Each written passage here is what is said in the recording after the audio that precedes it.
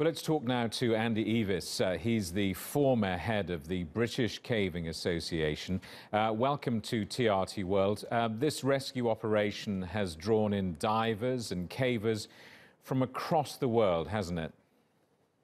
Yeah, what has been particularly needed are cave divers, and there's a very significant difference between a cave diver and an open water diver, and that's what they needed out there were very experienced cave divers, and that is what they have got. And your reporter there was referring to professional divers. No, they're not. They're all volunteers. They are recreational sport divers who in their normal caving life enjoy exploring caves. What they do is explore caves, and they have now gone there to rescue people voluntarily, and they are not normally members of a cave rescue organization. I don't think any of them are actually professional divers. Rick Stanton, if you like, the original, the lead guy out there, is a retired fire officer. He was chief fire officer in Britain until quite recently. And obviously there's a similarity between being a fire officer and cave diving, but they are volunteer cave divers. And it's a different thing, diving in a cave to diving open water. So they're caving divers, not either a diver or a caver, but both. You have much more experience than so many people of this kind of thing. What kind of health will these children be in after 2 weeks in a cave? Well, from everything I've seen, they're in remarkably good health. One would have expected them to have not been as fit and well as they are. And I think youth is on their side. They're clearly fit young guys. They were elated when they were originally discovered. And if you think about 9 days with no light, and they probably had little or no light for a long, long time.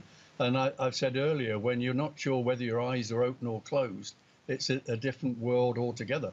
You've suddenly gone blind along with 12 of your friends, and they will have had a very difficult position for the 9 days until the divers got there. And then they will have been elated, and they will have then been psyching themselves up, if you like, for this operation in coming out. The rescuers have made this look relatively easy in the last so many hours, but it is far from easy, is it? Oh, I'm not sure. I mean, if they've made it look relatively easy, I think that's their professionalism coming through. Don't forget, we've already had a fatal accident with one of the divers, and that is always the danger. I mean, it's tricky, obviously very tricky stuff. They're doing a long way in, underwater, underground.